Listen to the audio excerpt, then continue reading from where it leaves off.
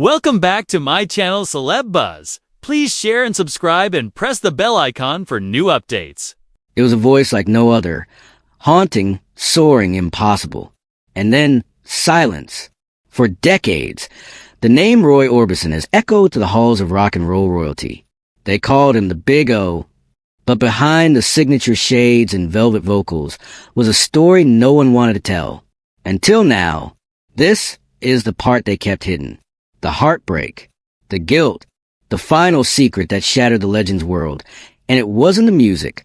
He had it all. A voice that made grown men cry. A place beside Elvis, Cash, and Presley. A wife he adored. Children he cherished. But fate doesn't care about legends. The tragedy began quietly, like a crack in a glass no one sees. In 1966, his wife Claudette, the love of his life, died in a motorcycle accident. Right beside him. They were just out for a ride. Just another sunny afternoon in Tennessee. Until a truck pulled out in front of them. She never had a chance. And Roy never recovered. He buried her. But he couldn't bury the sound of her laughter. Or the guilt. He'd written songs for her. Now he wrote songs about her. Loneliness had become his shadow. But life, cruel as it is, wasn't done with Roy. Just 2 years later, while he was away touring England, his house caught fire. His 2 sons, still just children, were trapped inside. They never made it out. He lost everything. His love, his boys, his reason to sing. And yet, he kept singing. Not because he wanted to, but because it was the only thing left. Roy wore his sunglasses, on stage not as a style, but as armor, to hide what his eyes could no longer carry. Audiences saw a legend, but on the inside, he was disappearing. What no one knew, not even his closest friends, was how deeply those tragedies rewired him. Roy became a ghost in his own life. He went through the motions, wrote the songs, smiled for the cameras. But something had died along with his family, and he knew it. In the late 70s, the hits stopped, the radio went quiet, and the world moved on. But something strange happened. Just as he faded into obscurity, others began to notice what they'd lost. A new generation of artists whispered his name. Bruce Springsteen, Tom Petty, Elvis Costello. They worshipped him. And so, for a brief moment, the world gave Roy Orbison a second act. The Traveling Wilburys. Handle with care. The comeback nobody expected. But behind the scenes, the new shadow was growing. Roy was hiding something. Something deeper than grief. Something he never spoke of. A pain that lingered, not just in his heart, but in his body. You see, while the world celebrated his return, Roy knew the clock was ticking. He had heart disease. A bad one. He was told to slow down, to rest, to take care of himself. But he didn't listen. Maybe he couldn't. Maybe he didn't care anymore. He kept working, recording, touring, as if he was racing towards something or running from it. In December of 1988, just as the world was starting to remember the name Roy Orbison again, just as his voice began echoing once more through radios, record stores, and living rooms, he collapsed right there at his mother's house in Hendersonville, Tennessee. There was no grand farewell, no cameras, no curtain call, just a quiet December night, and a heart that had already broken too many times. And just like that, he was gone, 52 years old, still in his prime, still full of songs, still whispering ideas into cassette recorders in the dark hours of the morning. But the truth is, Roy knew. He knew the end was near. He didn't talk about it, not with friends, not even with his bandmates. But the signs were all there. The weight loss, the breathless fatigue, the distant stare that drifted just a second too long. Friends say he looked thinner than ever, pale, withdrawn. But then he'd smile, that soft, quiet smile that always looked like it belonged to a man remembering a distant dream.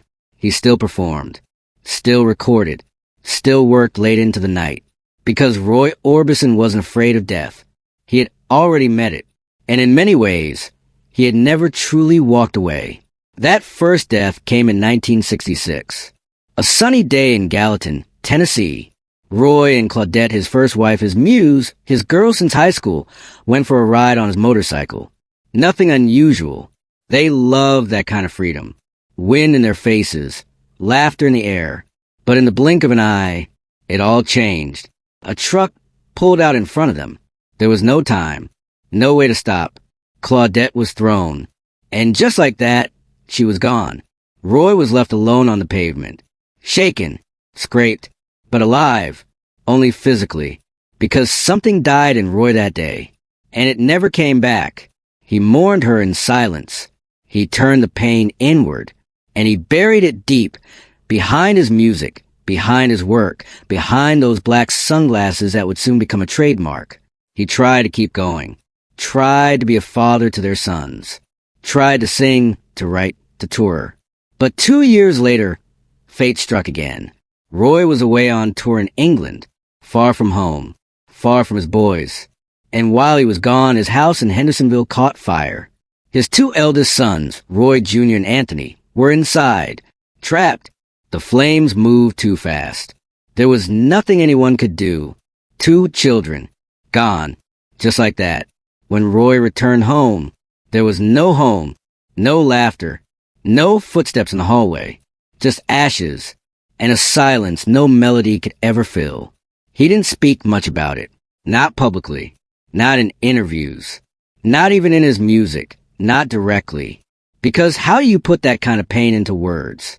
How do you explain the feeling of outliving your own children, of losing your wife and then your sons within 2 years? People said he was strong, that he was resilient, that he pushed on. But behind the sunglasses, behind the velvet voice, was a man unraveling. And here's the part that matters most. Roy Orbison didn't just sing sadness. He was sadness. He wore it like a second skin. And yet somehow, he made it beautiful. His voice, so angelic, so sorrowful, wasn't crafted. It was born of truth, born of grief, born of the hollow places inside a man who had lost everything, and yet still believed in love.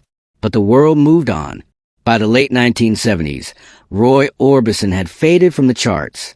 New sounds had taken over. Disco, punk, pop. His voice, once described as otherworldly, now felt like a relic, a ghost of a more emotional time. He could have disappeared forever. He nearly did. But then, something unexpected happened. Artists who had grown up listening to Roy began to rise. Bruce Springsteen, Tom Petty, Elvis Costello. They all spoke his name with reverence. To them, Roy wasn't old. He was timeless. And in the mid-1980s, he was pulled back into the light.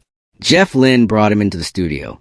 The Traveling Wilburys were formed, an unlikely supergroup with George Harrison, Bob Dylan, Tom Petty, and Roy Orbison at its center.